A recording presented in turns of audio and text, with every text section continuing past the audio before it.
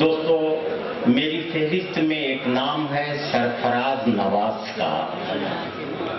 نئی عمر کے لوگوں میں کچھ مشاعروں میں بہت باصلاحیت لوگ آ رہے ہیں، لیکن کچھ ایسے لوگ بھی آ رہے ہیں جن کا تعلق اکیڈمک ہے، یعنی کسی کالج یا کسی علمی ادارے سے جن کا تعلق ہے، اعلیٰ درجے کی تعلیم انہوں نے حاصل کی ہے، درس و تدریس کی زندگی گزار رہے ہیں، اس کے باوجود بھی اردو زبان اور اردو ادب کو مالا مال کر رہے ہیں۔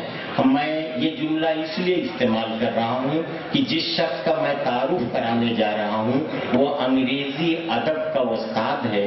شبلی کالج میں BA اور MA کلاسز کو وہ شخص انگریزی ادبیات پڑھاتا ہے اور انگریزی ادبیات کے اپنے وسیع مطالعے کو اردو زبان و ادب کے سانچے میں اس طرح سے ڈالتا ہے کہ اس کی زبان جو ہے انگریزی سے زیادہ اردو میں خوبصورت اور میٹھی بن جایا کرتی ہے۔ ان کی ایک کتاب ہے اس چھوٹے سے لمحے میں، جو ان کی نظموں کا مجموعہ ہے، لیکن میں آپ کو یقین دلاتا ہوں کہ جتنی خوبصورت و معیاری وہ نظمیں کہتے ہیں اس سے زیادہ خوبصورت و معیاری وہ غزلیں بھی کہتے ہیں۔ غزلوں کا مجموعہ بعد میں آئے گا، ان کا پہلا مجموعہ یہ آیا ہے۔ ان کے علاوہ ان کا ایک اور کارنامہ ہے، وہ یہ کہ وہ انگریزی میں بھی نظمیں کہتے ہیں اور بہت سی انگریزی کی ان کی نظمیں مختلف رسالوں میں شائع ہو چکی ہیں۔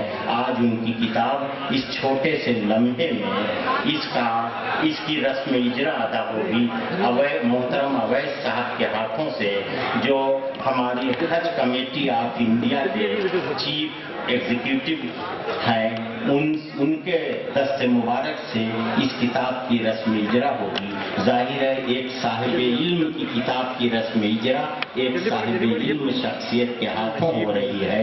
یہ منظر آپ اپنی آنکھوں سے دیکھ رہے ہیں۔ مجھے خوشی ہے کہ علامہ شبلی نے جس ادارے کو قائم کیا تھا اسی ادارے کا ایک استاد جس کی کتاب کی رسم اجرا ہو رہی۔ میں اویس صاحب سے گزارش کر رہا ہوں کہ وہ تشریف لائیں اور ایک منٹ اویش میں ایک منٹ انور بھائی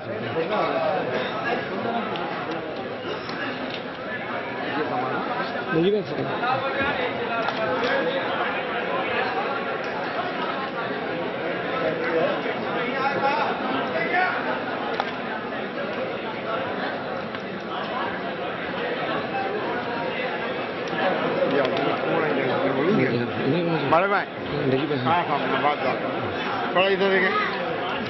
تھینک یو۔ یہ تو آواز دینا چاہیے وہ بینا گرین جو کھول رہا ہے وہ کھانا ہے بھائی ادھر تو بین آدمی جو کھول رہا ہے باہر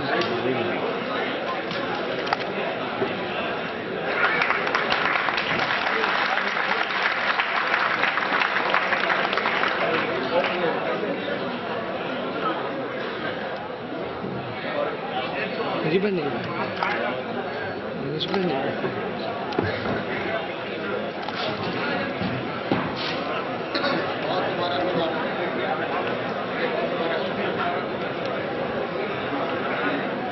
دوستو، جناب سرفراز نواز کی کتاب اس چھوٹے سے لمحے میں کی رسم اجرا محترم اویس صاحب کے دست مبارک سے ہو گئی۔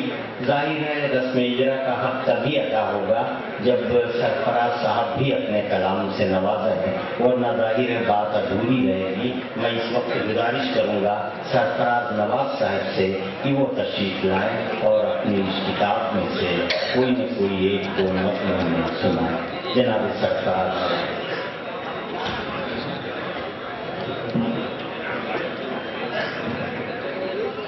السلام علیکم۔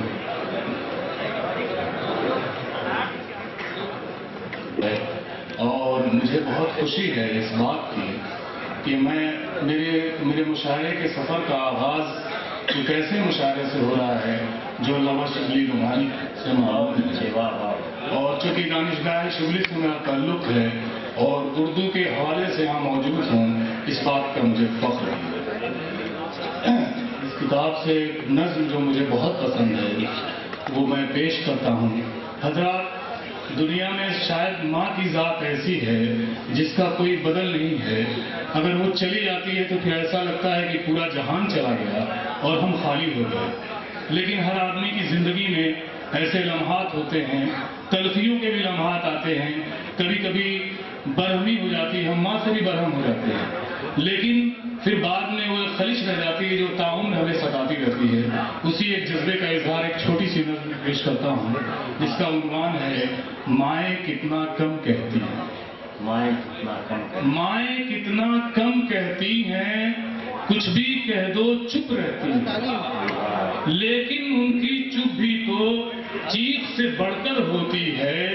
گونج کبھی یہ آ کر میرے دل سے جب ٹکراتی ہے، ماں کی یاد بہت آتی ہے. گونج